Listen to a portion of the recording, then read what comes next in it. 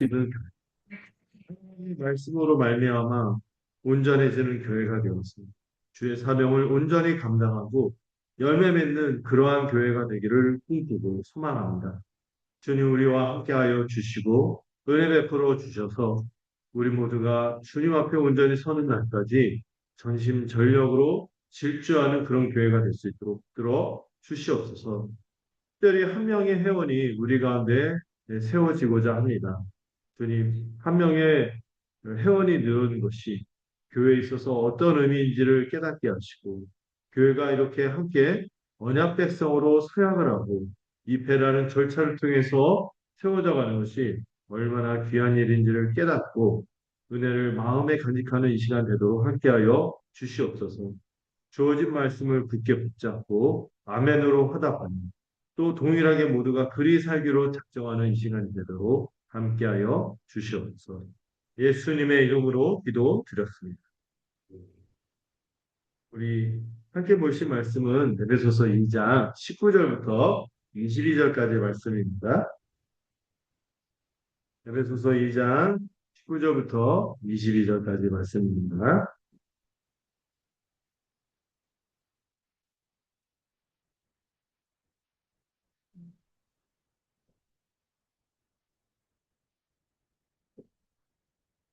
제가 한 절 읽고 여러분들 한 절 읽고 교대에서 읽도록 하겠습니다. 에베소서 2장 19절부터 22절입니다. 제가 먼저 읽겠습니다. 그러므로 이제부터 너희는 외인도 아니요 나그네도 아니요 오직 성도들과 동일한 시민이요 하나님의 권속이다.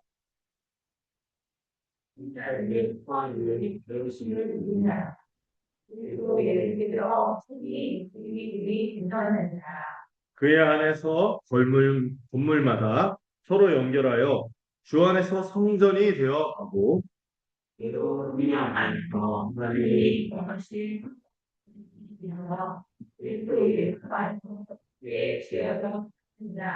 아멘. 네, 오랜만에 뵙는 건 아닌데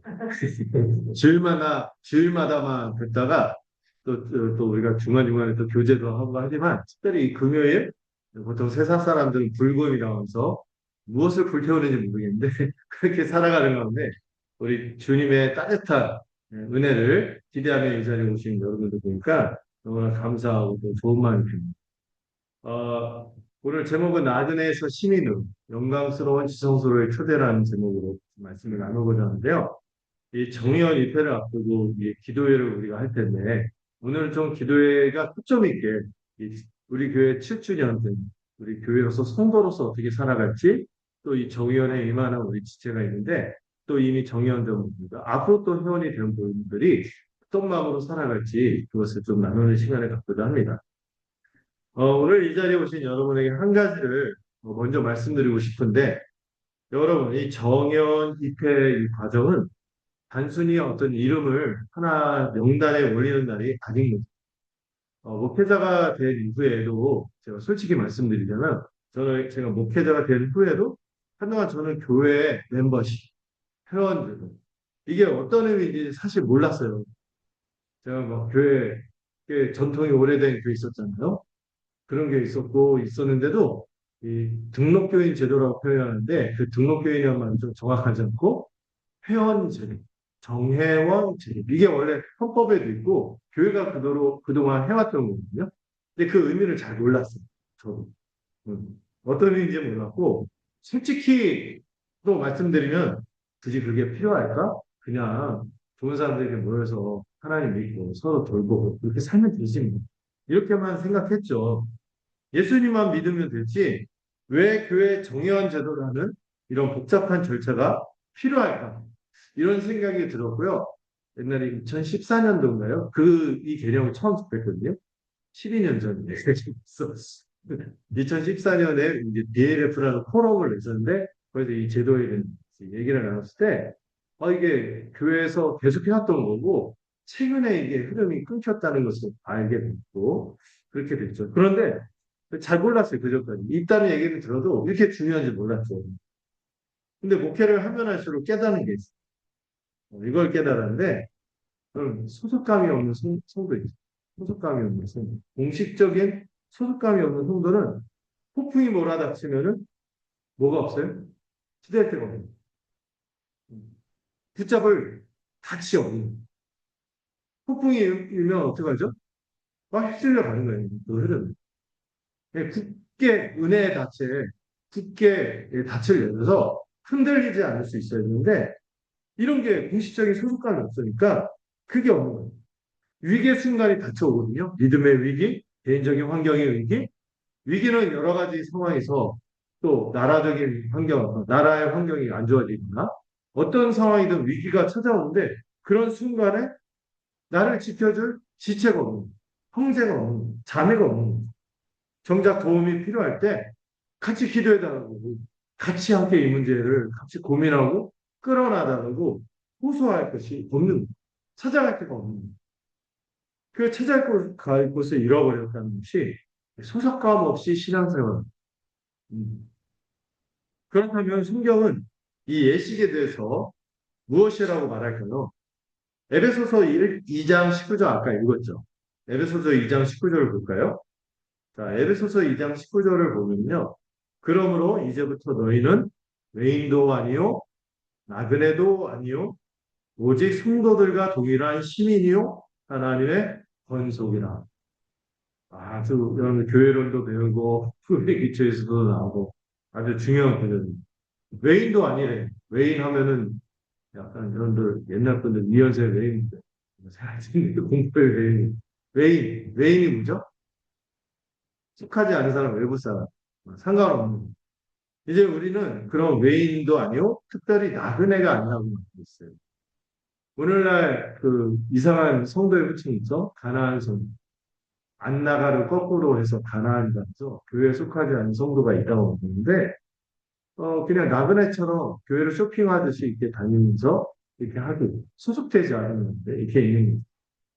근데 나그네가 어떤 존재냐면은 잠시 머물다가 떠나는 임시 거주자다. 임시 거주.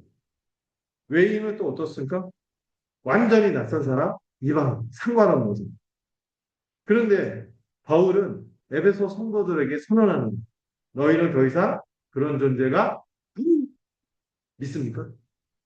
여러분 그런 존재가 아닌 거예요. 메인도 아니고 아그네도 아니고. 무엇 때문에 이런 상황이 바뀌었을까요? 십자가 때문에 상황이 바뀐 거예요. 여러분이 이제는요 오늘 본문에서 증언 하늘에 속한 시민, 이 땅에 속한 시민이 아니라 어디에 속한 하늘에 속한 시민. 그리고 하나님의 번속, 쉬운 말로 하나님의 가족.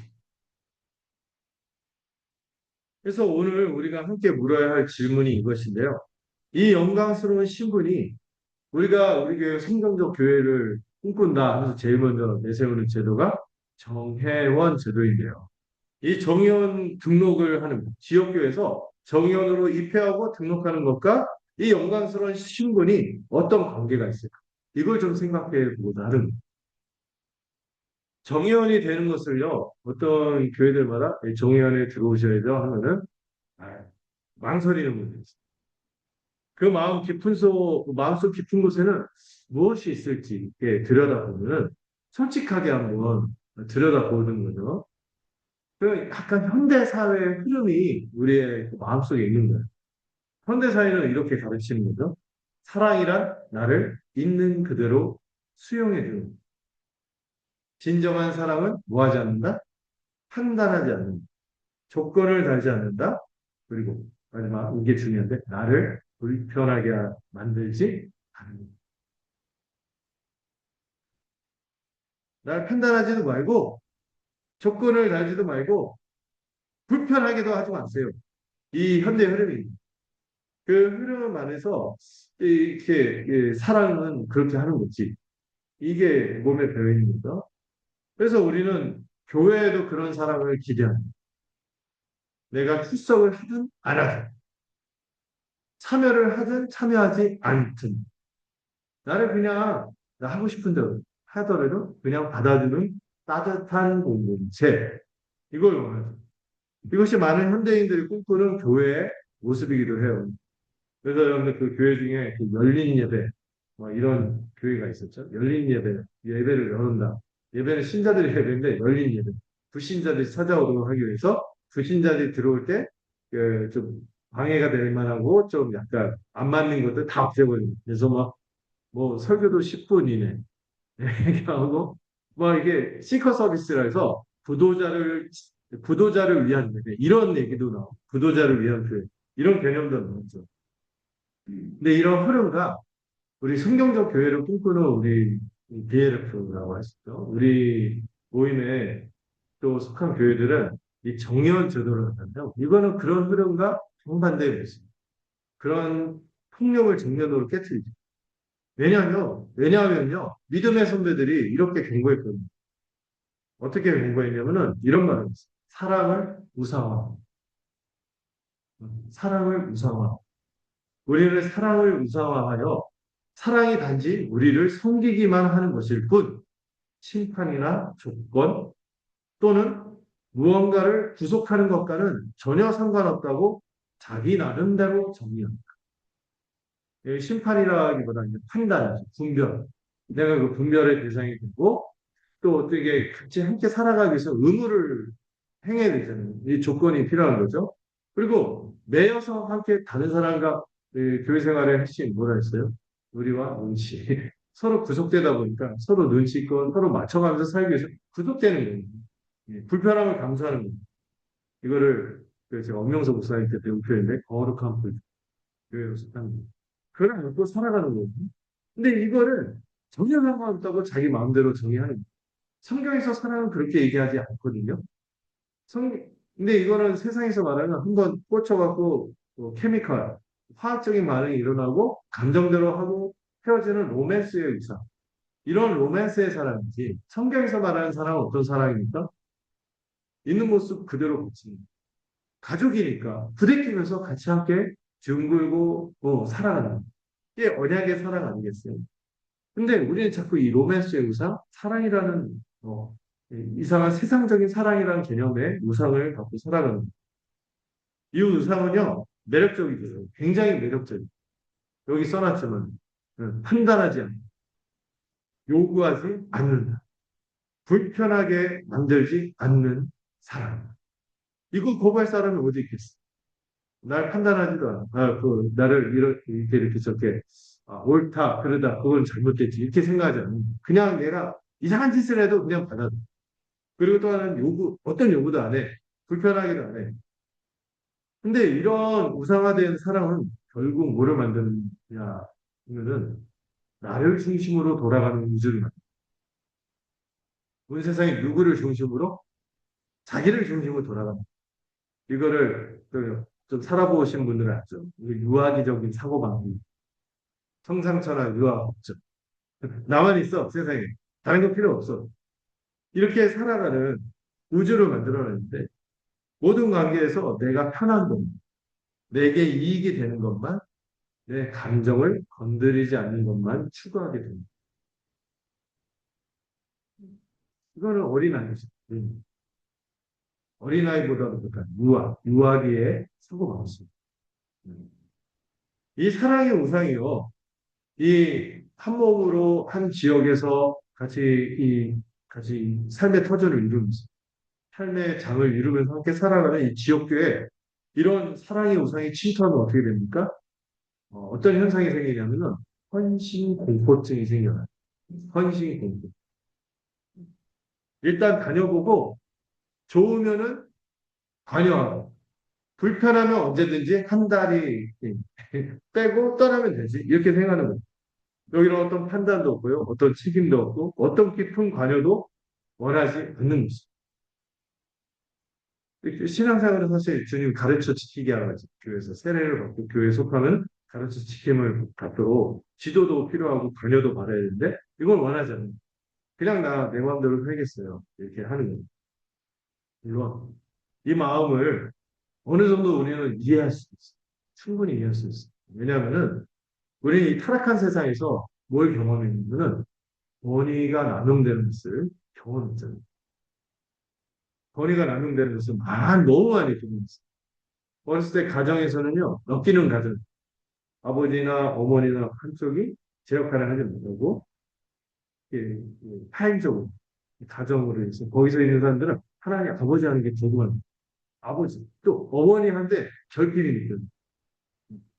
이런 것 때문에 이 권위를 제대로 경험하지 못해. 이것 때문에 이거를 싫어하는 마음이 생기고. 가정에서도 그렇고요. 학교 같은 경우, 여러분들 이제 70년대 생으로서 학교를 다녀봐서 알거든요. 초등학교서부터 고등학교까지 군대 시스템 있어요. 학교가 아니라 군대야. 네. 학교에서 뭘 했어요? 병영 훈련을 했잖아요. 군복 입히고 교련복 이렇게 하고 그리고 얼차례가 일상이고 심지어 제가 끔찍한 얘기인데 한 시간 내내 서로 뺨을 때리는 그런 선생님들이 만났어요. 이런 말도 안 되는 폭력적인 권위를 경험하고 하니까 무슨 권위에 순종하고 복종하라 하는 거부감이 잘못된 권위를 경험했어요. 학교만 그런 거예요. 직장에서도 같이 잘못된 상사에 있어. 또 우리 대한민국 남자들은 군대 까라니까 전 세계에서 네, 하나님 위에 상관이 있다. 또 그렇지 않다. 이러면서 온갖 그 전행을 겪었죠. 직장도 그렇지만 또 심지어 안타까운 게 교회 안에서 순종하세요 이렇게 말하기가 어려운 게 교회의 잘못된 직분자들, 지도자들에 대한 잘못된 이유로 이 승천을 받은 분들이 너무 많이 생긴 거예요. 이런 것 때문에 그렇게 잘못 사용되어진 권위 때문에 이 헌신 공포증 이렇게 여기 속해서 사는 게 정말 안전하다. 이 두려움이 생기는 거는 이해가 돼요. 음. 그래서 우리는 누군가의 권위 아래 들어가는 것을 두려워하고 깊은 관계에 뛰어들어가서 헌신하는 것을 몹시 불안해요. 이것을 이해할 수 있는 반응이라고 할 수 있어요.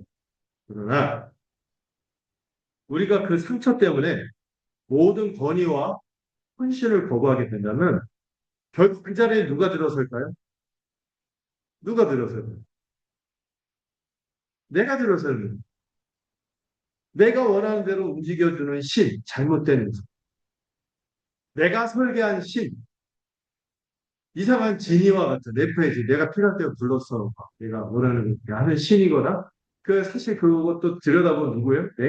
내가 들어서 말하는 거죠. 그것은 성경이 말하는 하나님이 아닌 거죠. 여러분 진짜 하나님의 사랑을 하나님 사랑 어떤 거죠? 우리를 있는 그대로 수용하는 거. 맞아요. 있는 그대로 오시오 이런 찬양도 있잖아요. 있는 모습 그대로 수용하지만 거기서 멈추지 않아요. 하나님은 우리를 사랑하시기 때문에 우리를 변화시키고자 하는 거예요. 어떤 사람으로? 새 피조물. 전에 우리가 어떤 사람이 죄인이요. 아주 세속적이며 사단에 속한 자는 막 살았잖아요. 그 옛사람의 모습 있잖아요. 생각하기도 싫은 그런 모습. 그런 모습에 머물지 않고 변화시키고자 하나님께서 우리를 부르셨단 말이에요. 원래 하나님 꿈꾼 하나님의 형상으로서 영광스러운 모습이 있다고요. 근데 그냥 지금 있는 모습 그대로 놔두세요. 이걸 하나님이 원하셨을까요? 아니라는 거죠. 그래서 성경의 사람은 항상 무엇이 따라와요? 거룩함이 따라와요. 거룩함을 수반하는 사람, 거룩한 사랑입니다. 사랑의 우상에 빠지지 마시고 참된 사랑, 거룩한 사랑이 무엇인지 알아가는 것이 이 교회에 속한다는 것이라고 저는 믿습니다. 참된 사랑은 사랑받는 자가 거룩하신 분 안에서 유익을 얻게 되기를 바라는 것입니다. 여러분 예를 들자면 여러분들 다 부모잖아요. 부모 아닌 분들 있죠. 세 분 있어요. 부모 아닌 분들인데 부모님들을 생각해 보세요. 여러분들 자식을 키워봐서 알겠지만 자녀를 진정으로 사랑하는 부모는 자녀가 원한다고 다 들어주지 않습니다. 무조건 다 들어주지 않습니다. 때로는 울고 불고 난리를 치고 막 밤새 하고 막 뒤로 덮어갖고 막 마트 가면 보이죠. 막 온몸에 이렇게 난장을 치는 그렇게 해도 안 되는 것은 안 된다고 분명히 말하는 부모라고. 응. 그 직원이면 얘가 시끄럽고 민폐 끼치고 하니까 빨리 돈 좀, 뭐 장난감 쥐어줘 보내고 하겠지만 부모는 그렇게 할 수 있어요? 안 되는 거예요. 뭐 애를 망치는 거죠. 그리고 또 이 아이가 하면 안 되는 것에 대해서 경계를 세우고 다른 방향으로 인도하고 잘못된 행동에는 분명한 결과를 경험하게 하기도 하죠. 가끔 그걸 과격하게 하는 부모들이 있어서 문제인데 뜨거운 물 만지지 마! 하고 주전자를 직접 베게 지옥이 얼마나 무서운지 주일학교 교사 중에서도 그런 분이 있었다. 성경불 펴고 대부분 이게 지옥불이다. 이상한 분들도 있지만 대부분 그렇지 않죠. 온유한 혹시 찔리는 분 있나요? 얘가 그랬던 그건 없겠죠. 잘못된 행동에는 어떻게 하는 거예요? 분명한 결과를 경험하게 하되 부드럽게 교정하고 이게 부모의 사랑 아니겠어요? 여러분 교회에 속해서 우리가 하나님의 가족으로 하나님의 사랑을 누린다는 것도 그런 그림으로 오해하셔야 됩니다. 이게 사실 이 소비자주의, 개인주의 이런 것들에 찌들어서 이 가족의 사랑을 경험할 수 진정한 가족의 사랑을 경험하지 못한다는 게 안타까운 자녀가 원하는 것을 다 들어주는 부모가 좋은 부모는 아니에요. 교육학 하시는 분들 하나같이 얘기하는 거죠. 최악의 부모는 엄하고 막 그렇게 하는 부모가 아니라 허용적인 부모가 최악의 부모. 자녀가 원하는 것을 다 들어주는 부모가 좋은 부모가 아니라 자녀가 필요한 것을 공급하는 부모가 좋은 부모. 여러분, 이거를 분별할 수 있다면 정말 좋은 부모죠. 자녀가 원하는 것과 자녀가 필요한 것. 이거를 분별할 수 있어요. 이게 둘 다 맞으면 좋죠. 근데 안 맞을 때가 있잖아요. 애들이 뭘 알겠어요. 어렸어요. 그러니까 필요한 것을 공급하기 위해서 아이가 싫어하든 하든 이 아이를 위해서 관철을 시키고 그것을 순종하도록 하고 그리고 그 아이가 또 그런 가운데 부드럽게 하고 이 과정도 중요하죠. 이럴 때 신뢰해야 돼요. 이렇게 함께 자라가는 거예요. 근데 여러분 제가 뭐에 대해서 얘기하고 있죠? 지금 사랑의 우상에 대해서 얘기하고 있어요. 이 우상화된 사랑은 깊은 관계를 불가능하게 합니다. 피상적으로는 막 그냥 원하는 거 들어주고 잠깐 불편하지 않게 하고 보낼 수 있죠. 깊은 관계를 불가능하게 만들어요. 서로에게 어떤 책임도 지지 않는 이런 관계는 결국 서로를 혼자 내버려 두는 거죠. 제가 이거 얘기할 때 생각나는 영화가 있어요. 인디아나 존스, 쓰리가 호가. 거기서 해리슨 포드가요. 알고 보니까 원에서 만났던 여자 사이에 자기도 모르는 아들이 있었어요. 그 아들을 만났는데 이 아들이 자기 아들인지 몰랐을 때는 너 어떻게 살아왔냐? 그러니까 고등학교 다니다가 학교 때려치고 대학 안 다니고 하고 자기 새로운 공간에서 벌써 뛰어들었다는 거예요. 자기 삶을 이루기 위해서. 그러니까 그렇지. 자기 인생을 그렇게 독립적으로 판단하고 살아가는 거지. 그러다가 나중에 그 아들의 엄마를 만났는데 따져보니까 이 아이가 자기 아들이야. 그러니까 그 여자를 만나자고 뭐라고 했대요? 여자 어디 있어? 자기 새끼 아니니까. 이게 그러지 네 생 네가 책임지는 거지 했다가 자기 그 해리스 포터의 그 표정이 안 잊혀져. 가족이란 그런 거지. 그냥 그냥 둘 수가 없는 거야. 네 인생 네가 알아서 사는 거지. 이럴 수가 없는 거야. 음. 그렇다면 여러분, 진정한 사랑이 공동체 안에 구조화되기 위해서는 무엇이 필요한 걸까요? 바로 공식적인 언약. 서로에게 책임지는 사랑이요.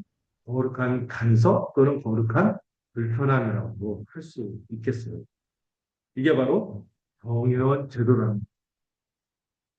교회 정의원 제도는요.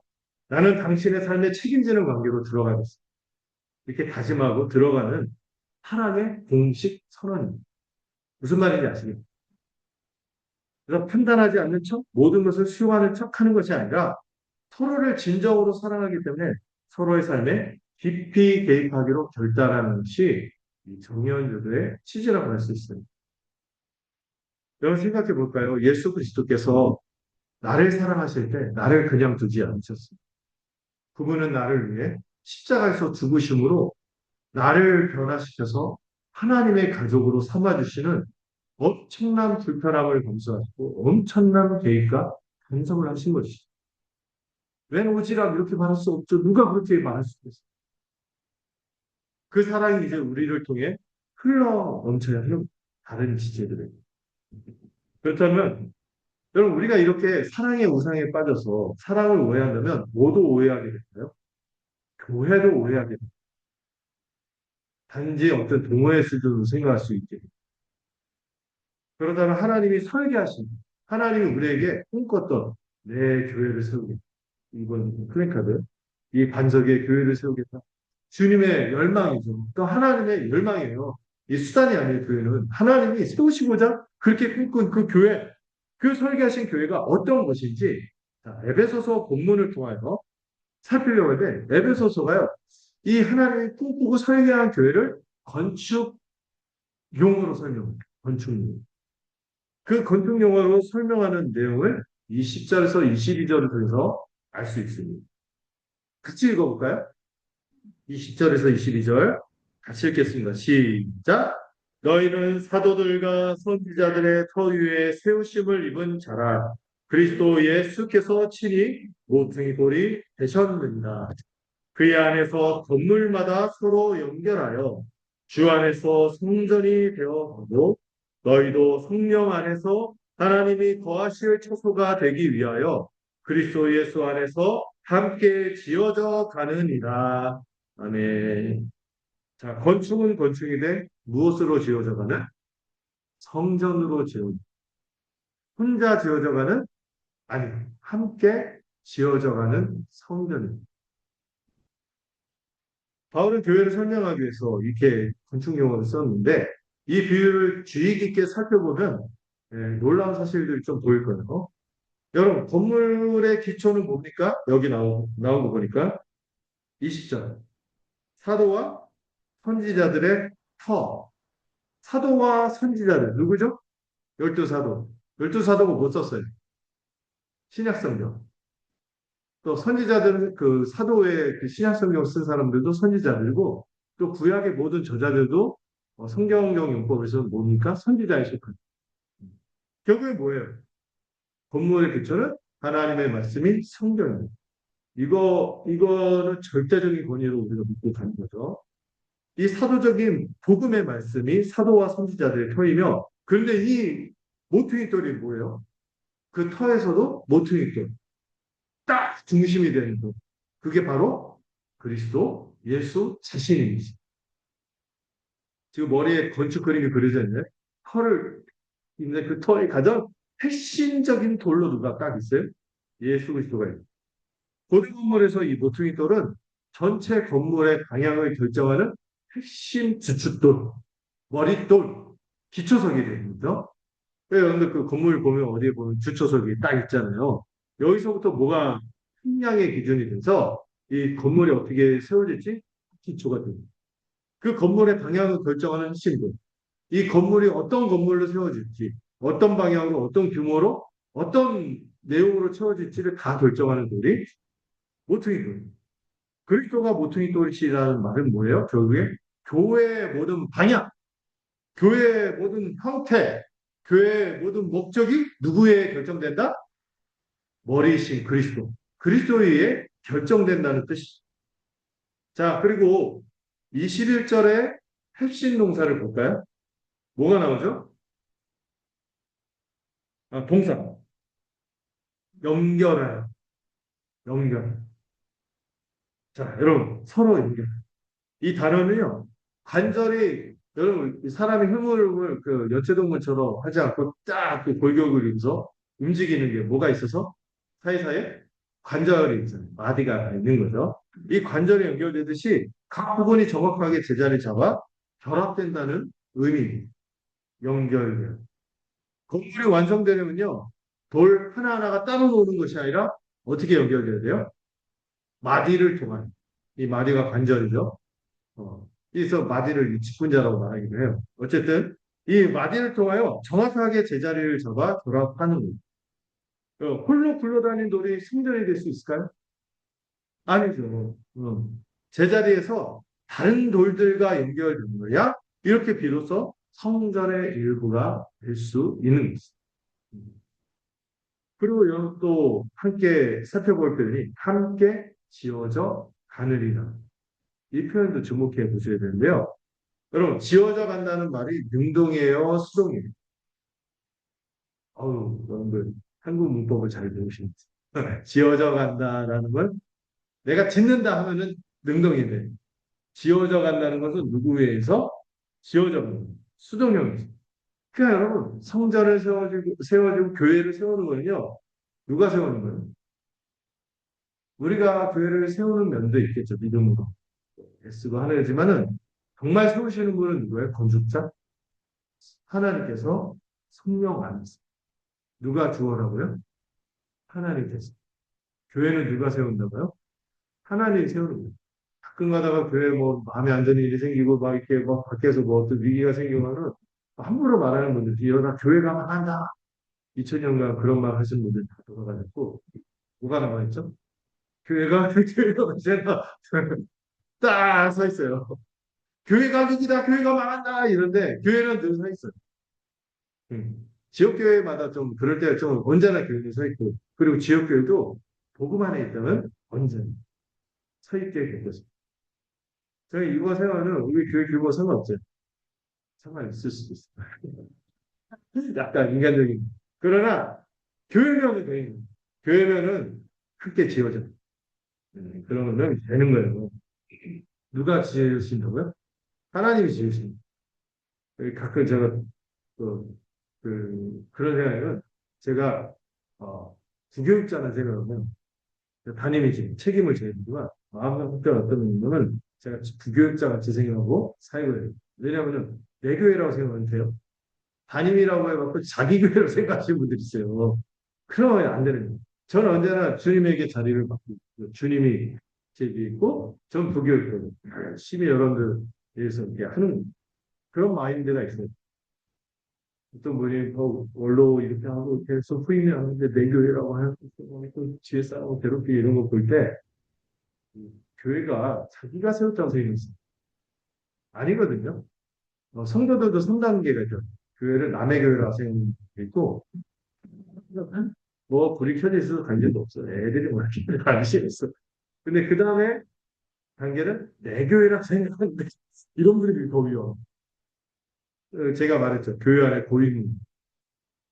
자, 최근에 어떤 영화를 봤는데 라이브즈 아웃인가 웨이크업 데드는 영화인데 그 시리즈의 3탄인데 종교를 꾸짖는 영화거든요. 그 교회 안에 고인물들이 얼마나 추한 모습을 보여주는지 정말 리얼하게 나오는 영화가 있어요. 그거 보면서 내 교회라고 생각하는 것도 위험하다. 교회는 누구의 교회? 주님의 교회. 그걸 누가 세우신다? 주님이 세우시는데 주님이 앞장서서 이렇게 하는데 꼴붕이 제가 대충하면 되겠어요? 뭐야, 아니, 사장님이 이분이 막 앞서서 하는데 와 눈치껏 열심히 해야죠. 그래서 제가 이렇게 하면 여러분들도 어떻게 같이 열심히 뛰어가는 이런 식으로 함께 지어져 가는 거죠. 먼저 이게 전제예요. 근데 그 과정은 개인 혼자의 영성 훈련이 아니에요. 나 혼자 하나님과의 관계를 깊이 들어간다. 이러면 바보죠. 이러면 너무 힘들어요. 힘들고 안타깝고 성경적이지도 함께 지어져가는 공동의 과정이라는 것을 기억하죠. 그래서 우리가 골방 기도를 왜 골방에서 알아서 혼자 하면 되지? 왜 이렇게 한 달에 아무치 월요일부터 목요일 날 이게 피곤해 죽겠는데 쉬고 싶은데 불러갖고 이렇게 예? 예. 꼬박꼬박 졸고 그러더라도 함께 지어져가는 겁니다. 이런 훈련을 통해서 우리가 함께 지어져가면서 애쓰는 겁니다. 근데 골방인데 여러분 골방답게 하셔야 돼요. 보이려고 하면 안 된다죠. 정말 보이려고 하지 말고 그 안에서 하나님과 충만한 기준이 있는데 함께 지어져가서 이렇게 하신 기도로 보이기도 하는 거예요. 여러분 이게 이 성경 본문에 나타난 이 메시지가 정의원 제도의 신학적인 뿌리입니다. 누가 터라고요? 사도와 선지자, 하나님의 말씀이 터고 그 등이토를 예수 그리스도. 그리고 우리는 함께 지어져 가고 누가 건축하세요? 하나님이 세우시는 것은 이 정의원 제도에 뛰어드는 한국 교회 안에 안타까운 게 나홀로 신앙의 문화가 굉장히 강해요. 나홀로 신앙. 교회에는 나오지만은 깊이 연결되지는 않으려고 엮이려고 하지 않은 거죠. 예배만 드리고 쏙 빠져나옵니다. 속으로는 귀찮고 서로의 삶에 개입하는 것은 불편하고 제가 들은 얘기 중 웃긴 얘기가 매년마다 뒷좌석이 꽉꽉 차대요. 왜냐하면 자 내년도에 교사 헌신하실 분 그러면 조용히 축도하게 빠져나가요. 교사로 헌신하고 뭐 어떤 봉사에 헌신하고 이렇게 부를까봐 빠져나가기 위해서 뒷자리가 북적북적 한다요 매년만. 네, 그러기를 원하는 거예요. 하지만 에베소서 2장은 그런 신앙의 방식이 성경이 말하는 교회와 얼마나 다른지 선명하게 보여주는. 그럼 정의원이 된다는 것은 무엇일까요? 여러분, 나는 이 공동체 안에서 제자리를 잡고 다른 돌들과 연결되겠습니다. 라는 선언인 것이죠. 여러분, 그 제주도 보면은 그런 기술자가 있죠. 담 쌓는 기술자가 있어요. 예, 예. 그런 기술자들은 그냥 돌을 딱 보면 직관적으로 모양을 탁 맞춰서 이렇게 구멍이 있지만은 안 무너지게 잘 쌓는 신기한 기술을 갖고 있죠. 근데 웬만한 기술은 어떻게 합니까? 담을 쌓고 서로 돌이 연결되려면 뭐가 필요해요? 깎이고 다듬는 과정이 필요한 겁니다. 함께 하나님을 구하실 처소가 되기 위해서는 이 공동체 안에서 제자를 잡고 다른 돌들과 연결되겠다 하는 순간 우리는 어떤 과정이 필연적이에요? 거룩한 불품. 다른 말로 깎이고 다듬어지는 과정이 필요한 것입니다. 매사에 까다로운 어떤 자매 옆에서 귀가 잘 안 들리는 나이 든 형제가 우리 가운데 있어서 그를 배려해야 될 상황이 생길 수도 있고 또 우리 형제 중에서 어떤 형제를 아직은 없지만 중독 같은 걸 걸려서 그렇게 그런 가운데 교회에 찾아왔을 때 그를 돌봐야 되는 상황이 생길 수 있고 그런 형제가 생길 수도 있고 어떤 경우에 자매들 혼자 애들을 키워야 되는 그런 자매가 있을 때 그런 자매들과 그런 형제들과 함께 나와 다른 세대 말이 안 통하죠. MG. MG보다 더 밑에 있는 그 밑에 뭐라고 하죠? 뭘 알 수 없어요? 같은 세대들과 연결되면서 함께 깎이고 다듬어져서 이 거룩한 불편함을 감수하며 하나님이 거하실 처소가 되어가는 것입니다. 내 기쁨과 슬픔을 이들의 믿음의 과정에 기꺼이 거는 것 그것이 바로 교회입니다. 정의원 사역은 바로 이것을 공식적으로 선언하는 자리입니다. 지역교회 언약은요, 눈에 보이지 않는 영적인 새 언약을 이 땅에서 눈에 보이게 만들어주는 상징이자 실제예요, 실제. 뭐라고요? 지역교회 언약이 뭐라고요? 우리가 이렇게 정의원 제도 하는 언약의 형식은 영적인 새 언약은 눈에 보여요, 안 보여요? 안 보이잖아요. 그것을 눈에 보이게 하는 상징이고 실제라요. 그리고 여러분, 우리가 서로에게 하는 서약은 또 정의원으로 서약할 때 여러분 정의원만 서약하지 않고 이미 정의원 되신 분들 함께 교회에서 합법 이루어 하려고 하는 모든 분들이 함께 서약하는 거예요. 그 서약은 어떤 내용이에요? 나는 당신의 영적인 생존, 영적인 생명을 위해 당신의 삶에 개입하는 파수꾼이 되겠습니다. 이렇게 거룩하게 약속하는 우리 자신이 먼저 이 성전의 일원이 된 것은 우리의 의지나 노력으로 된 것이 아니라는 것을 기억하시기 바랍니다. 그리스도께서 우리를 모퉁이 돌, 우리의 모퉁이 돌이 되어주셨고 또 우리를 그분에게 연결시켜 주셨기에 우리가 서로 연결될 수 있는 것입니다. 먼저 받은 은혜가 우리를 서로에게 보내게 하는 여러분 이 성전이 되어가는 과정이요 결코 쉽지 않습니다. 왜냐하면 그 과정은 여기 이 그림에서 보이시듯이 나를 내려놓는 것을 요구하기 때문에 22절 보면 뭐라고 나와있냐면 되기 위하여 이렇게 표현되어 있죠. 되기 위하여라는 말은 됐다는 거예요. 아직 되어가고 있다는 거죠. 네, 그래서 공사중. 우리는 공사중. 아직 완성되지 않은 과정입니다. 하나님이 거하실 처소가 되어가는 것은 단번에 이루어지지 않습니다.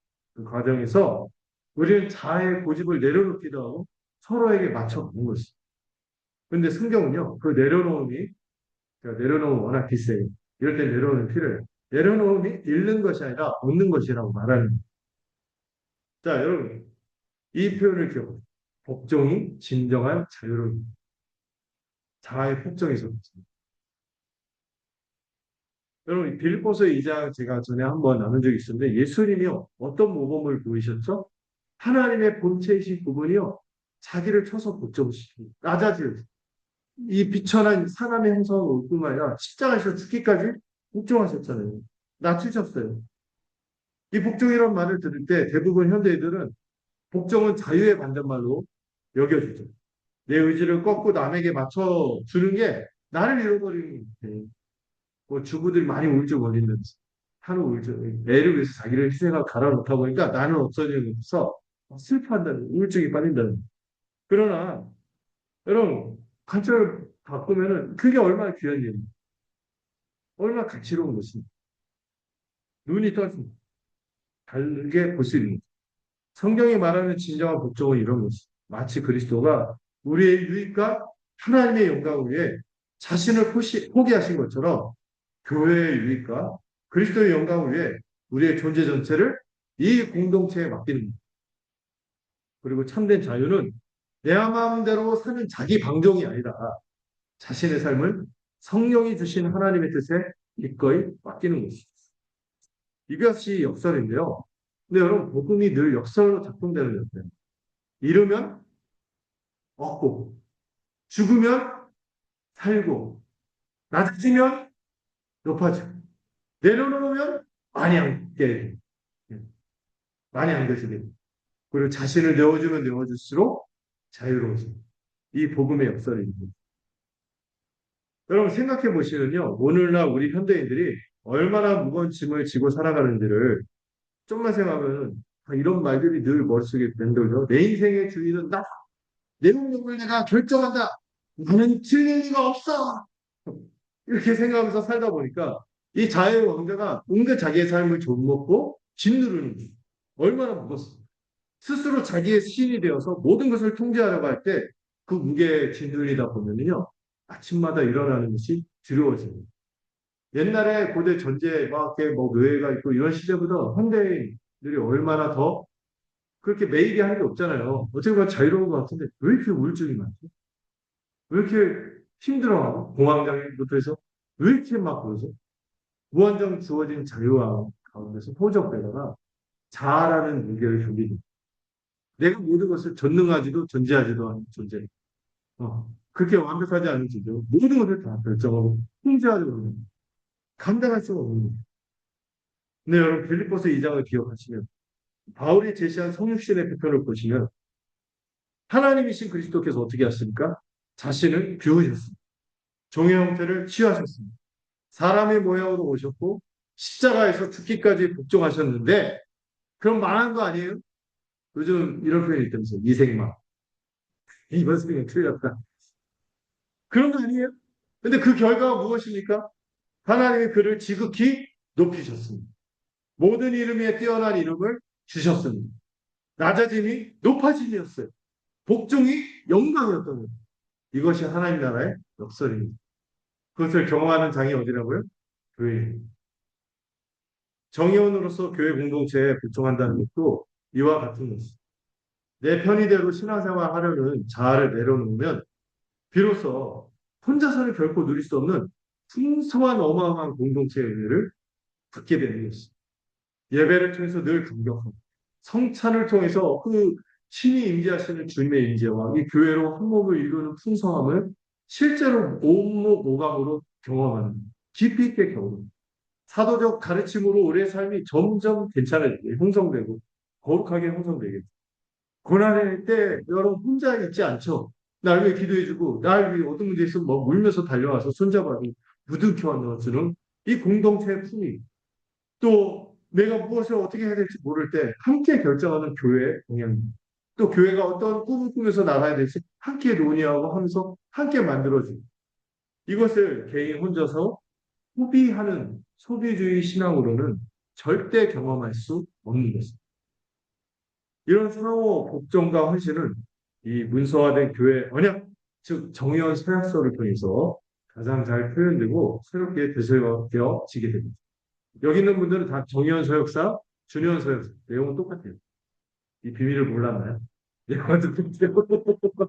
물론 시행사칙을 통해서 뭐가 있는지 더 자세히 듣지만 내용은 똑같아요. 네, 몰랐죠? 주변 분들 억울해. 너뭐 더 있는 줄 알았는데 똑같아요. 근데 이 사회서가요 어감의 도구가 아니에요. 나는 이 공동체 안에서 이 자아의 폭정으로부터 자유로워지겠습니다. 라는 해방 선언인 것입니다. 예수님은 자신을 비우심으로 우리를 채우셨습니다. 그분의 복종이 우리의 자유를 만든 것입니다. 이제 우리의 복종이 형제 자매의 유익을 만들어 갈 것입니다.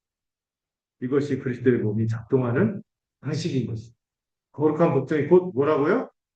진정한 자기를 비움으로 영광에 이른 방식이라는 것을 하는 거예요. 주님이 그랬잖아요. 무사람의 끝에 서서 섬기는 자가 하나님 나라에서 가장 큰 자다.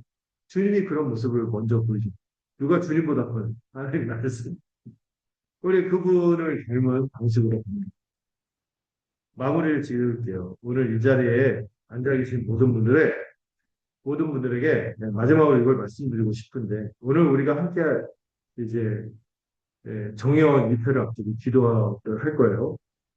이렇게 하고 또 우리 효정자매 같은 우리 예식에 참여하게 될 텐데 그것을 교회를 위해서 무언가를 하는 것이 아니라는 거예요. 이미 누가 다 하셨어요? 예수님이 십자가에서 다 이루었다고 하셨거든요. 그 십자가 위에서 여러분의 자리가 마련돼요. 나그네도 아니고 외인도 아니고 시민으로 권리를 가족으로 품에 안기게 됩니다. 성전의 한 돌로 하나님이 거하실 초소의 일부로 이 자리가 이미 누구를 위해? 우리를 위해 예배된 것입니다. 믿습니까? 오늘 여러분이 이것을 위해 기도하고 이것을 누리기 위해서 더 누리기 위해서 기도하고 함께 이 자리의 기쁨으로 앉기 위해서 함께 오늘 기도하고 여러분 처음 교회 나왔을 때 기억하나요? 아직 소속감이 없었을 때 그 느낌 무슨 용기로 오셨어요? 예배가 끝나고 아는 사람 없이 맛있는 냄새는 홀로 나와 있게 될 그 왠지 찾아외로 누구에게 말 붙일 것도 말 붙일지도 모르겠고 우리 유경이가 환하게 엘리베이터 눌러주고 접대이지만 이게 서먹서먹 무언가 더 깊이 연결되고 싶은데 어디서부터 시작해야 할지 몰랐던 그 막막함 정회원이 된다는 것은 이제 그 상태에서 완전히 난다. 공식적으로 언약적으로 이 가족의 일원이 되는 것입니다. 그럴 때 여러분 깎이고 다듬어지는 과정도 있을 거예요. 까다로운 형제 옆에서 상처 많은 자매 옆에서 나와 다른 세대와 연결하면서 함께 깎이고 다듬어져 하나님이 거하실 처소가 되어 가시기 원합니다. 그 과정이 때로는 불편하고 힘들겠죠. 하지만 그 과정이 바로 그리스도의 사랑이 우리를 통해 세상에 드러나는 방식인 거죠. 오늘 이 기도에서 다짐하는 이 자아의 폭정을 내려놓고 있습니다. 기쁨으로 폭정하는 결단을 하고 있습니다. 이것을 꼭 기도하기로 합니다. 이제 내 편의대로 신앙생활하는 마음을 십자가 앞에서 내려놓고 이 거룩한 성전의 한 돌이 되겠다는 고백이 있기를 우리 함께 기도하기를 원합니다. 제가 마무리 기도하고요. 같이 음악이 나올 때 제가 기도 제목을 소개하게 될 거예요. 그 기도 제목을 기도하게 될 텐데 먼저 마무리 기도하도록 하겠습니다. 주님, 나를 위한 자리를 예비하신 은혜에 감사합니다. 자아의 폭정을 내려놓고 이 공동체 안에서 함께 지어져가는 기쁨을 누리게 하옵소서. 우리의 복종이 형제 자매의 유익이 되고 이 언약 공동체가 세상에 그리스도의 사랑을 드러내도록 이끌어 주시옵소서. 우리가 함께 살아간다는 것이 거룩한 불편함을 감수하며 깎이고 다듬어지는 과정도 있지만 그 뒤에 영광이 있음을 알게 기꺼이 헌신하고 깊이 발을 내딛는 우리 모두가 되도록 축복하여 주시옵소서. 예수님의 이름으로 기도드렸습니다. 아멘. 자, 오늘은 우리 주어진 기도 제목인데 그거는 이제 다음 주에 바로 골반 기도회가 있어서 그때 하기로 하고요. 아유, 제가 너무 빼곡하게 썼네요. 네 가지 기도 제목 있거든요. 제가 이거를 계속 끼워놓을게요. 음, 이거 어떻게 하지 없어지? 어떤 방법을 찾아야겠는데요. 예. 자, 일단은 녹화를 끄고요. 녹화를 끄